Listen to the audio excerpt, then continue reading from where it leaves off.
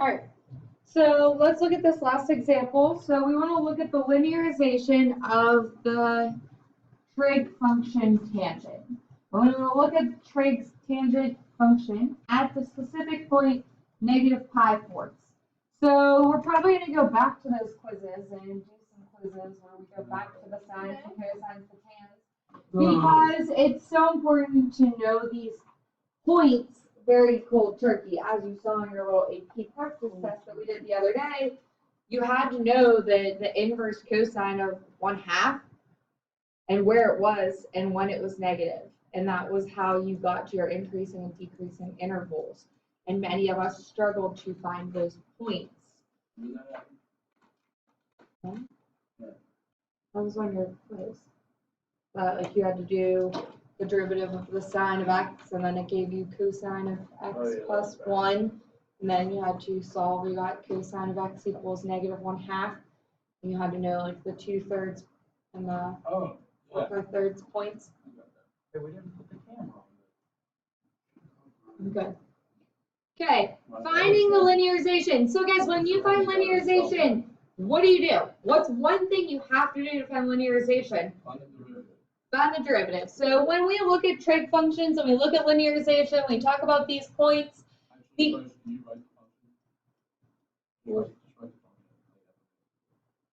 Oh, like the linearization function? No.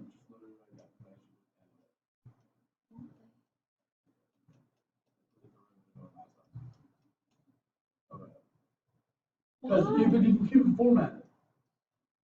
Because then you have to find f in the value and f prime in the value, and then you can linearize. So what's the derivative of tan, guys?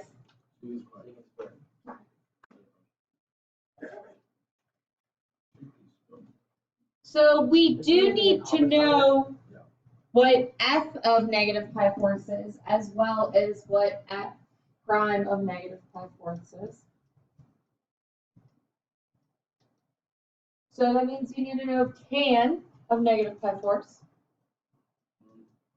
So negative pi fourths is really like saying that we're in quadrant 4 down here.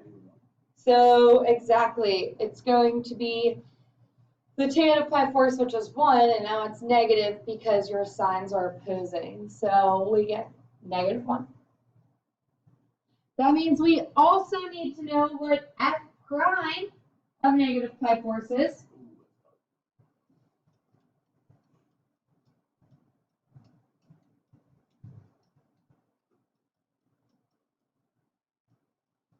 So think about what secant is. Secant is 1 over cosine. Yeah.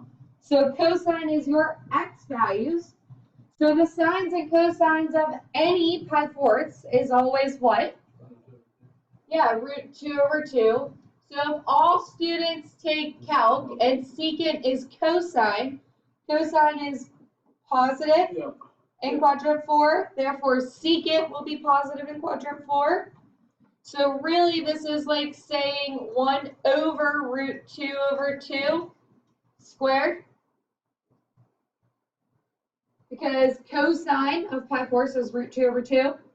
So if you square it, you're going to get rid of the root. You're going to double the 4. Or you could also think of it like 2 squared over 2. So it's 4 over 2, which is 2.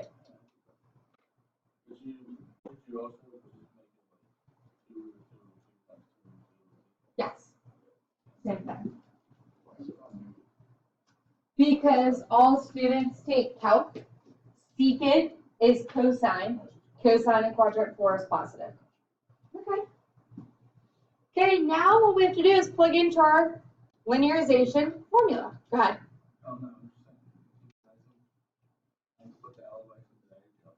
So L of x equals f of a, so that's negative 1, plus f prime of a, which is 2, times x minus a, which is negative pi fourths.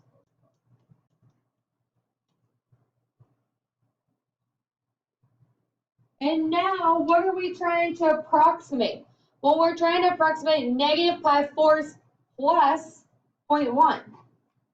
So what that means is I'm kind of plugging in 0.1 and negative pi-fourths for my x. So we're going to take this, plug it in,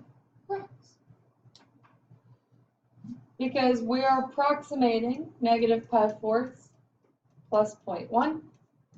So you get negative 1 plus 2, negative pi-fourths plus 0.1, plus pi-fourths. So what happens? Pi-fourths cancel, so I get 0.1 times 2. So again, keep your math easy. This is really like 1/10 times 2, or 2/10, which is 1/5. So 1/5 or 2/10 is what is a decimal. I said, you know what 1/5 or 2/10 is as a decimal? Would you? Yeah, would you? So negative 1 plus 0.2 is kind of like negative 0.8.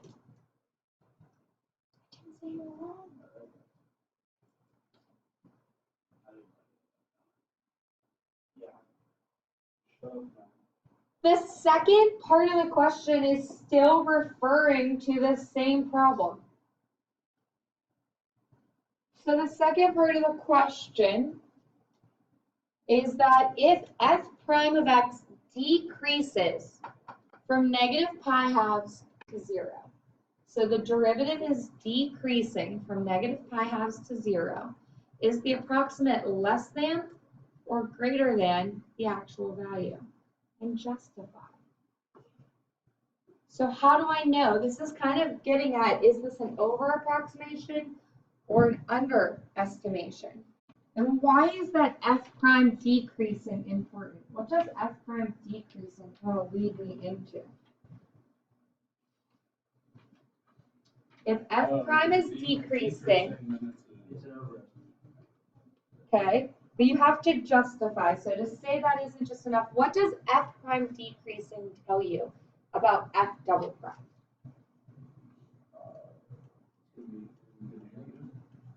It's going to be negative, right? Which means it's always less than 0.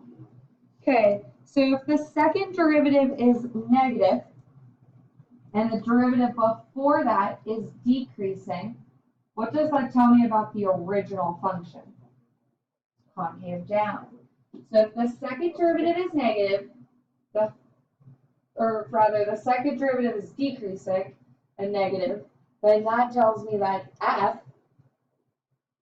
is concave down. So again, go back to your thoughts and say, okay, if the graph is concave down, then this is an overestimate.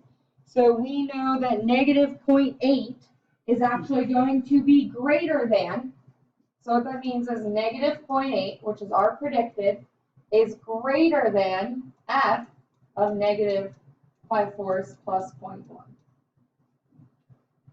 Because it doesn't actually say, like, give the words over and right, it says is it greater than. So we would say that our approximate is greater than the actual value because f is concave down, therefore my tangent line will line above.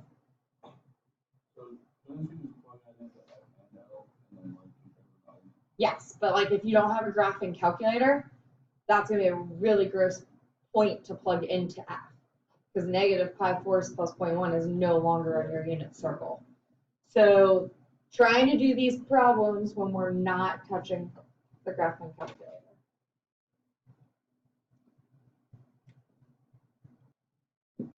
All right, so Newton's method. Newton's method, by definition, is a numerical technique for approximating a zero of a function by finding the zeros of its linearizations. So what this is saying is we cannot necessarily find the actual zero, but we can find the zeros of its linearizations. And oftentimes you'll only find the first or second linearizations because they'll be nice numbers. And again, you won't have a graphing calculator, but then as we get harder and harder, you have to use a calculator to find the zeros because the decimals start to extend out quite far. So we're going to look at some examples today that do not have long decimals in it too. Wait, stop.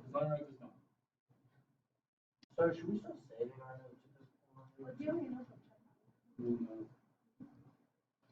I really need an answer on that one. I would say your answer is Well, we have a notebook check if I happen to lose.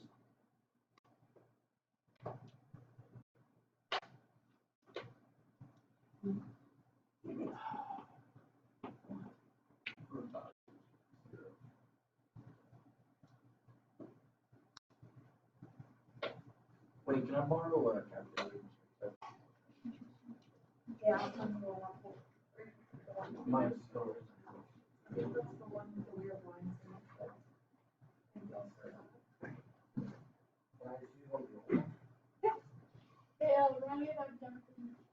What? I'm not going to period tomorrow, and then it's Wednesday too, buddy. Academic quiz. So I'm gonna have to skip that. Alright. Just like. Alright, I want to use this site to show you how Newton's method works because it's much more interactive than if I. Is there a rap about it? No. Alright, so what Newton's method says is that suppose we want to find the root of some differentiable function y equals f of x. So currently right now on your screen is y equals f of x. So what we're going to do is we're going to pick some point on that function. So we pick x1. And x1's hanging out way over here, pretty far from the root, right? Because remember, the root is where the graph crosses the x-axis. So the root is the 0 or the solution or the x-intercept. It goes by a million names. So x1 in comparison to my root is pretty far away. So what we're going to do is we're going to pick x1 as our initial point, and we're going to find what x1's tangent line would be. So we choose the initial point x1 and consider the tangent line to the graph of f at that point. So basically we find the slope at x1, so we find f prime of x1, and we use x1 f1.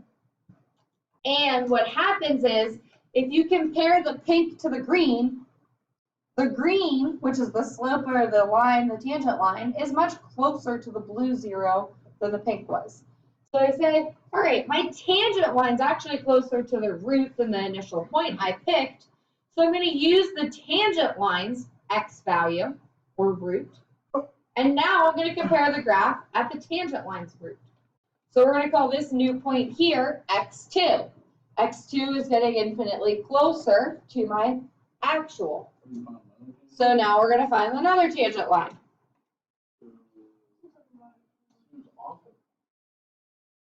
So then we suppose that this tangent line crosses the x-axis at x equals 3.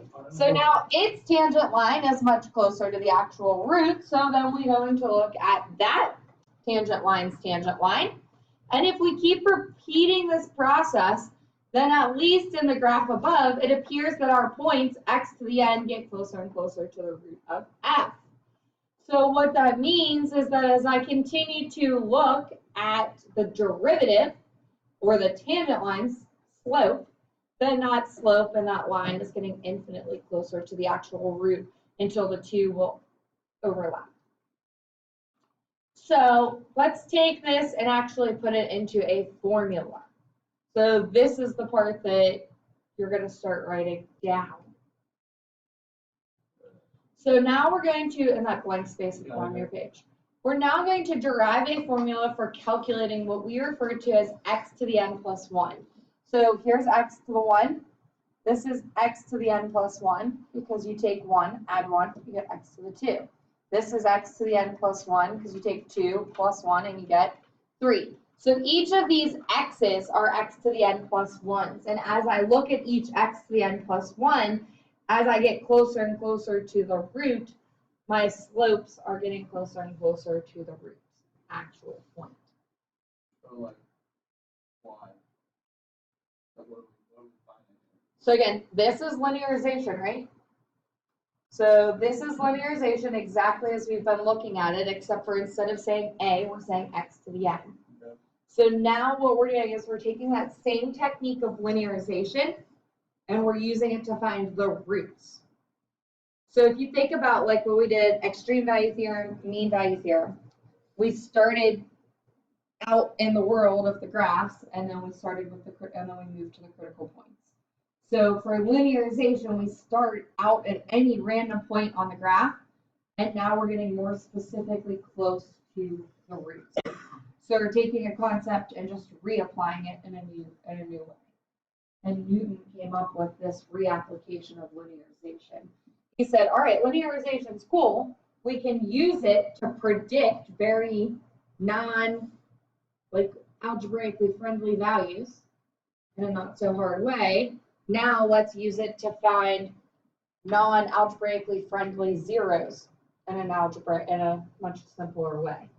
So you go back to like the days of quadratics, sometimes you have to use quadratic formula and you got nasty square root roots. Linearization's now kind of finding those same nasty square root values, except for this works for any function, it doesn't have to be a quadratic. So if you only know how to find roots of gross quadratics, you don't know how to find roots of cubics or quartics or quintics.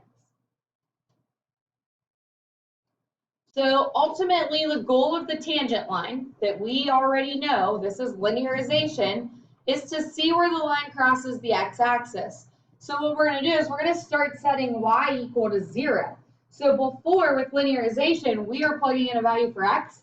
Now we're plugging in a value for y and solving for x. So reapplication of linearization, but now you're plugging in for y instead of for x. So do you see the differences? Can you see how yesterday, or Friday rather, we were plugging in here, and now today we're plugging in here. So we're just solving for a different variable. So what's nice is this can actually be transformed into a much more simple formula.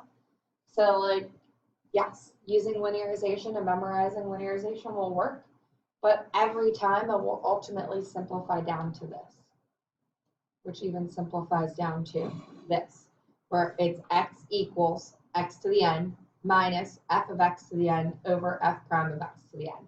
So again, kind of like your a's. It'd be like a minus f of a over f prime of a.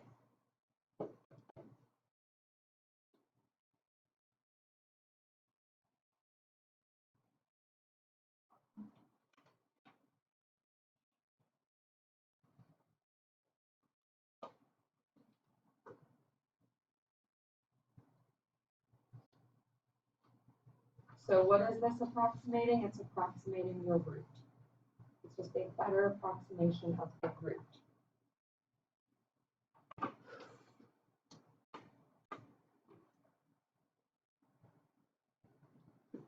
So again, we kind of saw it through the diagram, but the last thing they say is just telling you that this right here represents the point at which the tangent line crosses the x-axis.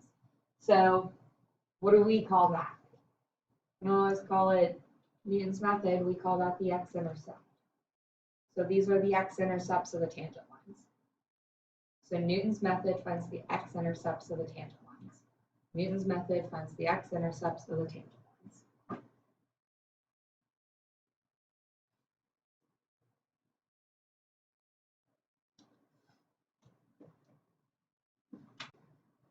As we add x to the n's in, they get closer and closer to the root.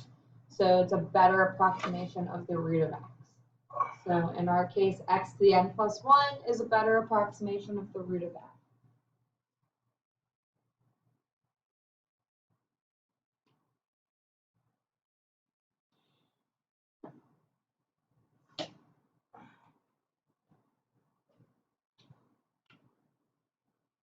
So I have two examples for you that I'm going to show you on the calculator.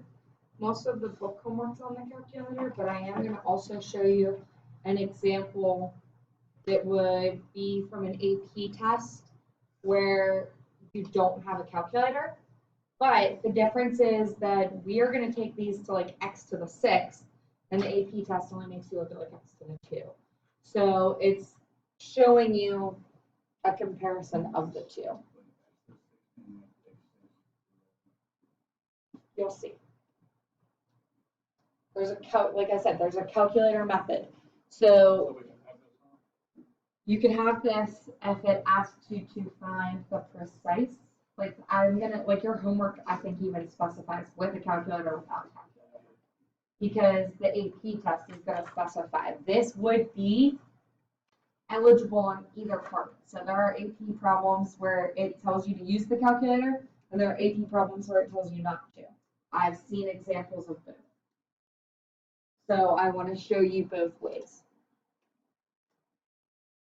Okay, so we've already done the deriving of the formula. I actually had you do that through the video, so you don't know any of that side.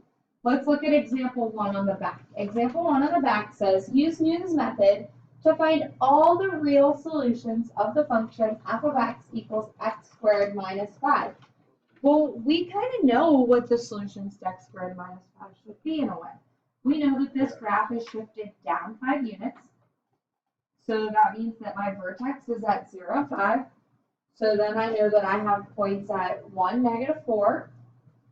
And I would have points at 2, -1. And then 3 is going to be up at like 4. So the thing is that like for this, those roots are going to be between 2 and 3 and -2 and 3. Like they're not going to be pretty points. So that's where the process of Newton's method comes into play.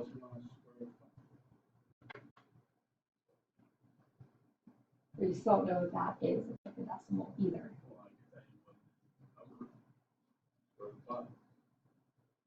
What's the derivative of this function? So f prime of x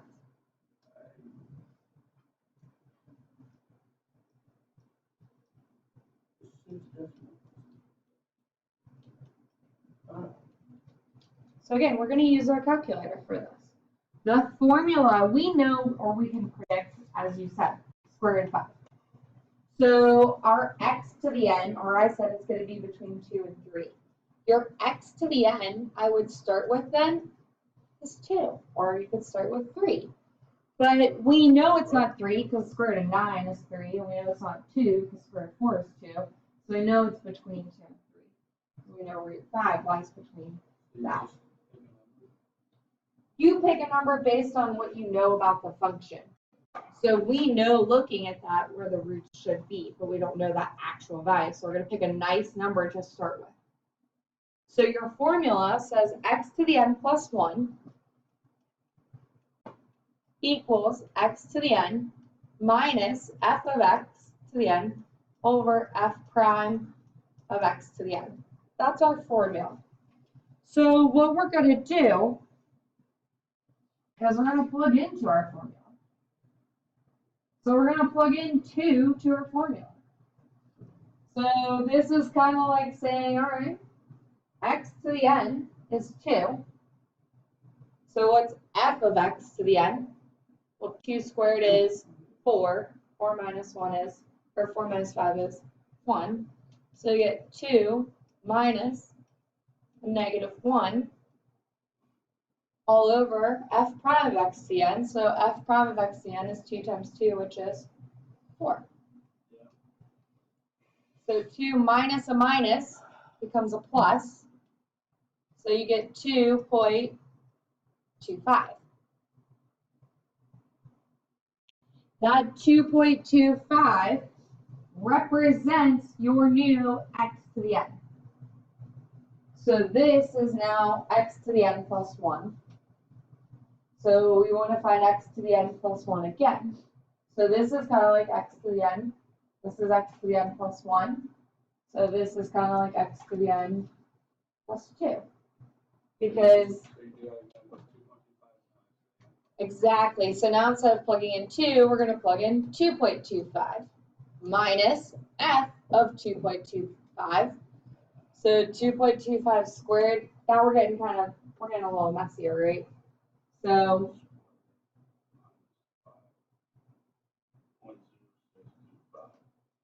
is that my final answer?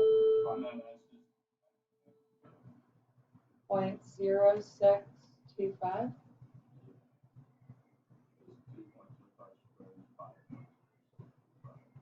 Okay. And then all of that is going to be over 2.25 times 2.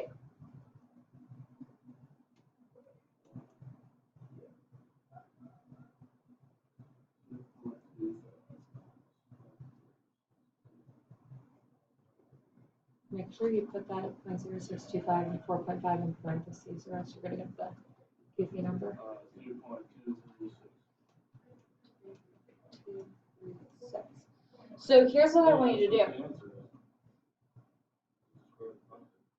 So, We have to keep doing it until we get the 6 decimals. no, you have to keep doing it until you repeat it twice. Was that all the decimals you got? Oh, because we approximated. And then it's like 1 repeated. Okay. What I want you to do is, do you know how to use the store feature on your calculators? So, on your calculators, there is an STO. You're going to hit the STO button above the word on. And then you're going to hit the variable X next to the green alpha. And now hit enter.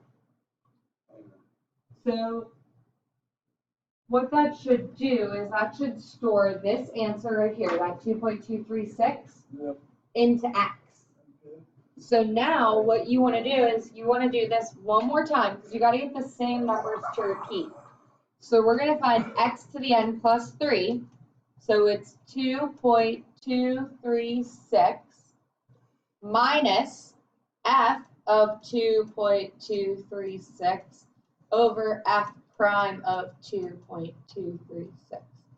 So once again, you're going to type on your calculator now, X minus 1 parenthesis, then do one more parenthesis because you're going to type in X squared minus 5, close parenthesis, divided by parenthesis, 2x, because we're typing in F prime now, close parenthesis, enter.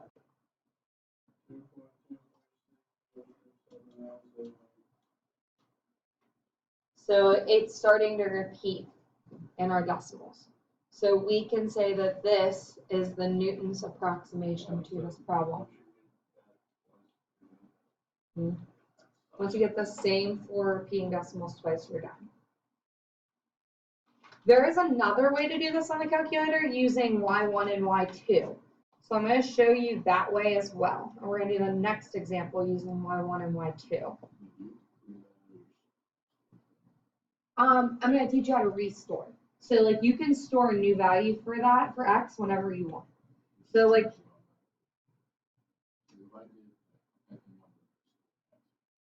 yes, so like if you hit like 2 stow X, it would restore 2 in for your X. Here's the problem. This isn't all the roots, right? It says find all the real solutions. What do I know about this function? It's perfectly symmetric through the y-axis. So this is actually a plus or a minus scenario because you have to think about that my quadratic is going to be perfectly symmetric. So here's my -5. So both my roots are going to be equidistant from 0, 0. So then you have to find them separately.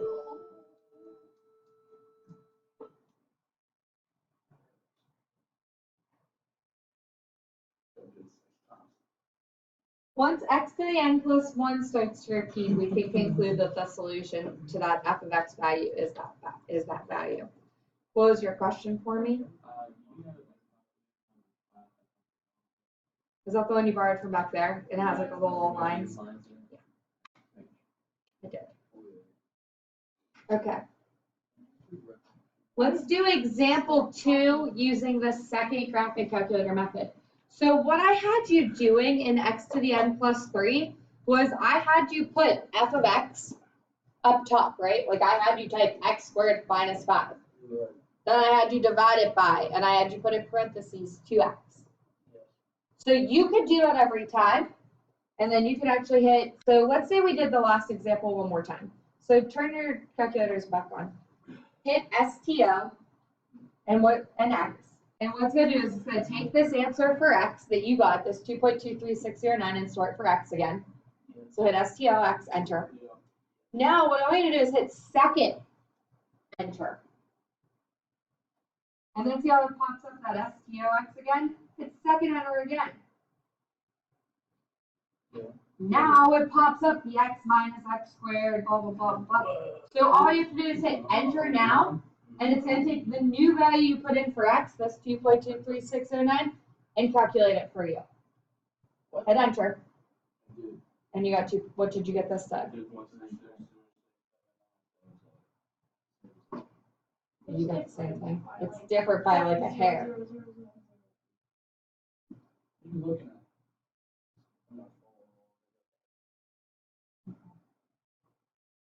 Oh, that's wrong. You typed the same thing in the whole time.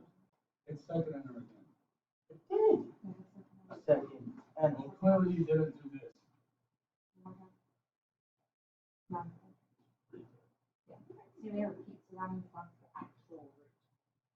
I don't understand. We're gonna do another example, No, I I mean, promise. it's just not shut up. Shut up. All right, f of x is x cubed minus x plus 1. What's its derivative?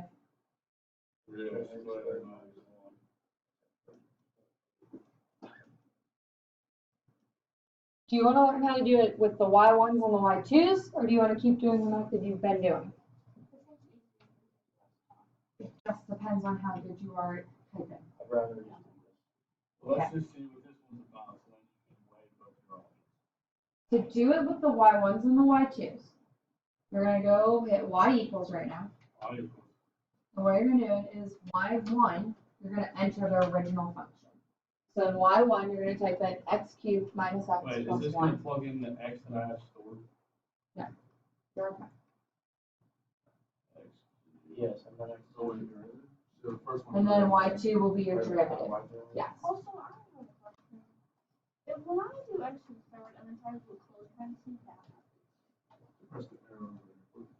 Yeah, arrow down. But you have to arrow back You down. didn't call her. Because, If I said that, you would have called me an idiot. because it's you.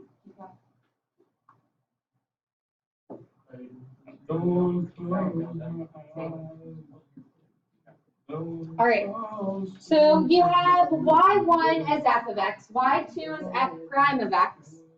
So now what you're going to do is, if you have a graphing calculator, the smartest thing to do would be to look at the graph and see where f of x equals x cubed minus x plus what crosses the x-axis. If you did not have a graphing calculator, this is where p divide q comes into play. What's one potential root for this function using p divide q? 1. It's the numbers that are factors of 1 and the numbers that are factors of this. So you take these factors and you divide it by those factors. So the only options in this case are 1 and negative 1. So you got to pick one and hope it works. I hate P divided Q. So if you pick 1 or negative 1, that becomes your x to the n. So let's say we go x to the n equals negative 1. Now, x to the n plus 1 is x to the n minus f of x to the n over f prime of x to the n. So here's what I'm saying, like on the AP test, you might have to do the first two on your own. You might have to say, okay, this is negative 1 minus, if you plug negative 1 in, negative 1 cubed is negative 1. Minus a minus, so you get plus 1, then plus 1. So those cancel out, and you end up with 1. And then in your denominator, you plug in negative 1. So you get 3 minus 1, which is 2. So negative 1 minus a half is negative 1.5. So the AP test might say, find the second value of Newton's method. So here's your first, here's your second. The third would be x to the n plus 2. So what you do is you take negative 1.5, plug it in. So you get minus f of negative 1.5 all over f prime of negative 1.5. So here's what I had you in your graphing calculator, put in y1 and y2. So what you could do in your graphing calculator is, if this was now a multiple choice or a free response higher up in the problem, what you would do is you would put negative 1.5, so x, on your home screen, So you do negative 1.5 stow x. And then now what you're going to do is you're going to do x minus,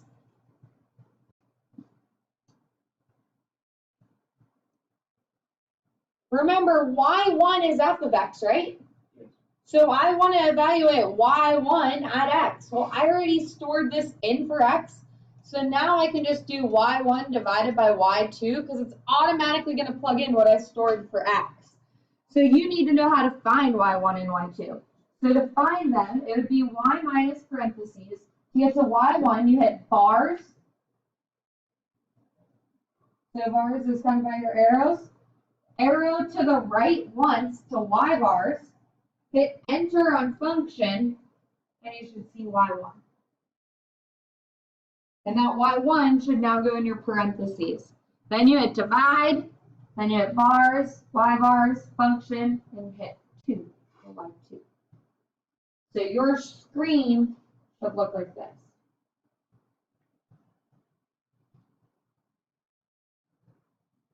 Negative 1.34.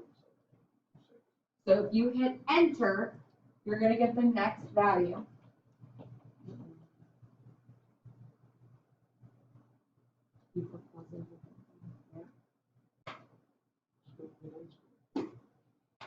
Wait, why did you do that?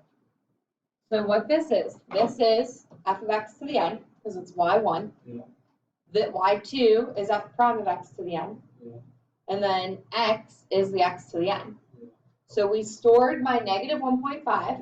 So if my graphing calculator screen looks like this, In the function, it's just gonna plug in so if you have this on your screen and you stored negative 1.5, you hit enter right now.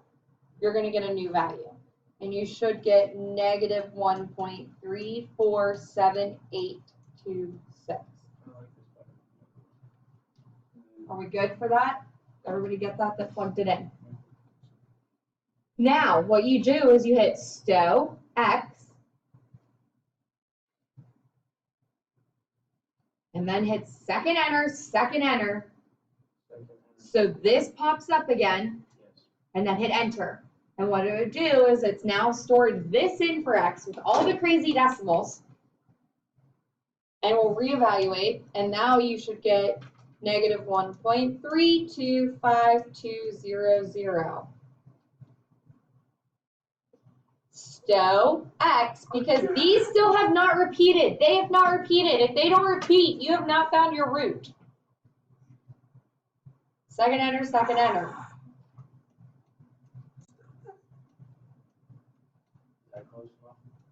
No. It will repeat the exact value. All right, now it's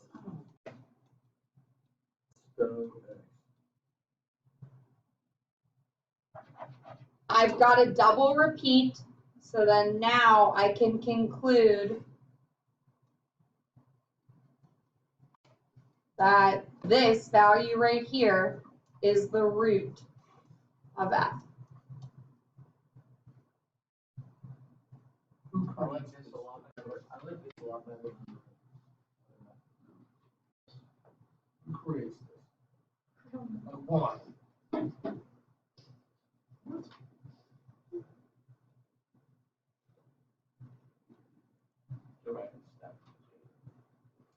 What would happen if your derivative of f of x equaled 0? Could I still do it? No. Why? It would be on that function would be undefined. Good. So if you get a derivative equal to 0, Newton's method would fail. Because derivative equal to 0, Newton's method fails.